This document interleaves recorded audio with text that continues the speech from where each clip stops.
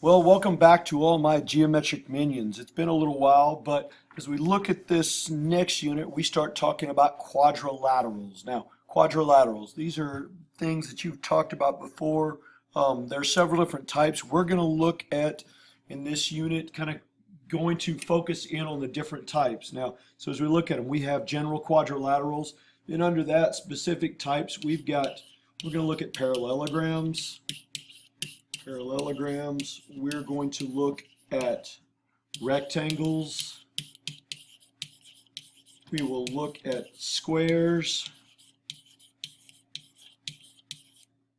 rhombi, kites, and trapezoids. Okay, so those are the different quadrilaterals that we're going to focus our attention on this unit. So as we look at them, so let's go ahead and let's move ahead. So first of all, quadrilaterals. What is a quadrilateral? Well, first of all, it is a closed figure. Okay, it is a closed figure. So closed, meaning none of the sides can be open. It has to meet at vertices. So we're looking at a closed figure, and really we're looking at a closed polygon would probably be a better definition. Polygon meaning it has nothing but straight sides. So all of the sides are straight. So we're looking at a closed figure, a closed polygon here. It has to have four sides. Four sides, that's where the quad part comes from, quadrilateral. So it's a closed four-sided polygon. And the last characteristic is the sum of the interior angles. Sum of the interior angles equals 360 degrees. So those are the characteristics that make a quadrilateral a quadrilateral. Okay, has to be a closed figure, a closed polygon, straight sides, all meet at vertices. It has four sides, meaning it has four vertices, four angles to it, and the sum of the interior angles, the sum of those four angles must equal 360 degrees. So there's a quadrilateral, the basic thing. So what does a quadrilateral look like? It's just something with four sides. So one, two, there's three, there's four. There's a quadrilateral. We look at one, two, three, four. There's a quadrilateral. So quadrilateral can be a lot of different things.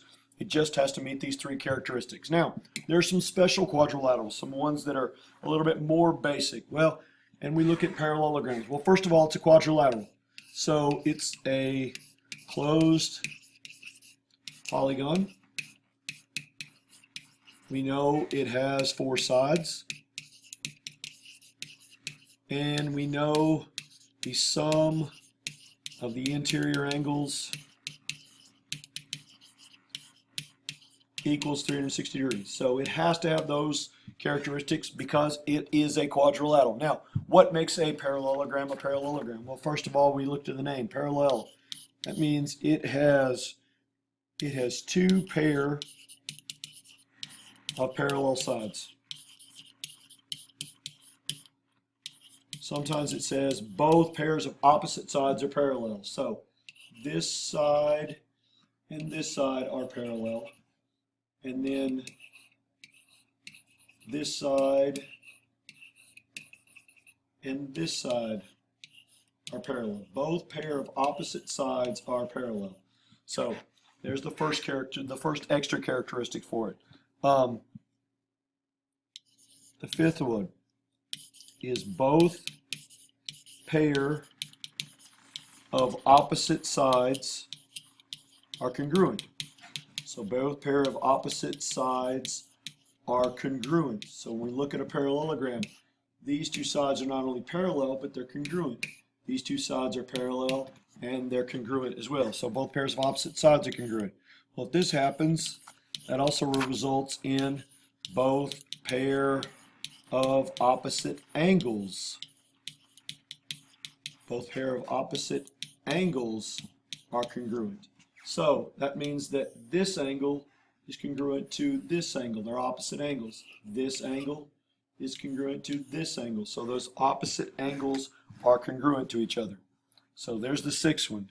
Seventh characteristic is that consecutive angles, now remember consecutive meaning next to, So consecutive angles are supplementary. It doesn't mean that they have a specific angle measure. It simply means that consecutive angles are supplementary. Remember, supplementary here means they add up to be 180 degrees. So this angle and this angle, they're supplementary. Those two add up to be 180 degrees when we look at them. If we look at this angle and this angle, those two are supplementary. They add up to be 180 degrees. If we look at this angle and this angle, those are supplementary. They add up to be 180 degrees.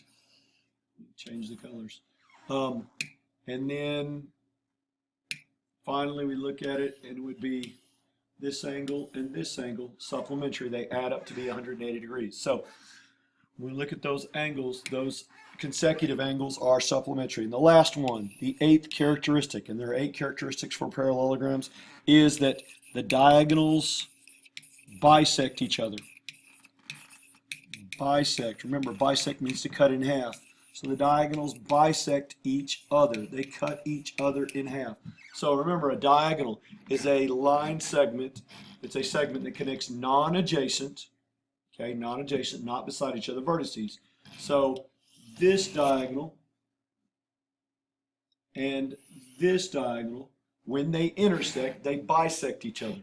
Now, does that mean that they're all the same? No, it doesn't say that they're all congruent. The diagonals aren't congruent, but it means that this part and this part are congruent. It means that this part and this part are congruent. So in a parallelogram, the diagonals bisect each other. They cut each other in half. Now, what does that help us lead into? Well, that leads into, we've got this side is congruent to this side congruent to this side congruent to this side. These two triangles then would have to be congruent by side, side, side. So we have 2 congruent triangles here. Well, the same thing's going to hold true here. This triangle and this triangle by side, side, side. Those two would have to be, or by side, angle, side, because they have vertical angles. Those vertical angles make them congruent. So we can use lots of ways to prove those congruent. So that's a parallelogram. 8 characteristics. Make sure we know them. And the final one we're going to talk about is a rectangle. Well, rectangles, first of all, they are a quadrilateral. So it's closed, 4-sided, sum of interior angles equals 360. Okay, because it is a quadrilateral, it's also a parallelogram, which means both pair of opposite sides are parallel. Both pair of opposite sides are congruent.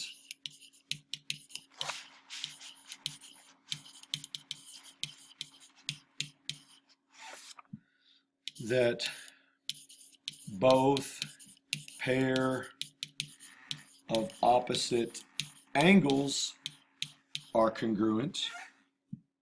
Okay. Consecutive angles are supplementary. Consecutive angles are supplementary. Those consecutive angles add up to be 180 degrees. Diagonals bisect each other. Because it is a parallelogram, all of those characteristics come into play. Okay, so, well, what happens to them when we look at it? So what makes a rectangle a rectangle? What is it that makes these special? What is it that takes us there? Well, the first thing is 4 right angles. 4 right angles. That's that major defining thing, that one that kind of takes it over the top. When we turn around and we look at it, we've got those 4 right angles. Then we turn around and we look at it, well, and then it goes to the diagonals. Okay, the diagonals. The diagonals are congruent. Diagonals are congruent. So the two diagonals are congruent. So it has four right angles and the diagonals are congruent. So if we look at it, we have not only opposite sides congruent, opposite sides are parallel. Well, get my pen to draw here. Okay, so we've got those characteristics. We've got that the opposite angles are congruent. Well, not only that, but we've got four right angles. Look at them. And now, when we turn around and we draw these diagonals that bisect each other, well, because the diagonals are congruent, when they cut each other in half now, this one is congruent to this one, and this one is congruent to this one.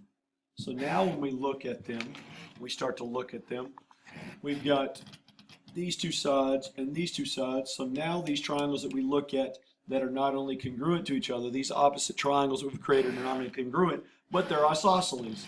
These two are the same, these two are the same. Now, does that mean that these four triangles here that are created are all congruent? Obviously not. When you turn around and you look at them, obviously we've got some difference in angles here. These two angles are not the same thing. Now, vertical angles are congruent. These two are, but obviously the four triangles aren't. So in a rectangle, we've got 10 characteristics. Parallelogram, we've got 8. Quadrilateral, we've got 3. We will look at some application of these and how that goes, but you need to know these characteristics. So this is what I need you to get. Look over these, make sure you have notes of these, make sure you have the diagrams, get used to writing these characteristics a lot. We are going to see them, we're going to be using them. You will be using them in your project. You'll have to use these are your tests to look and make sure that these characteristics are what they are, okay? I mean, the test to prove that a quadrilateral is a rectangle, you've got to prove it's a parallelogram, you've got to have the congruent diagonals.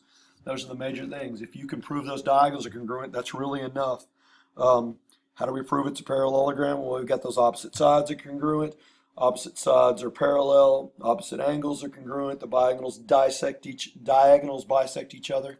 So those are the important things. All right. Well, bring notes, bring questions back to class, and I will see you on Monday.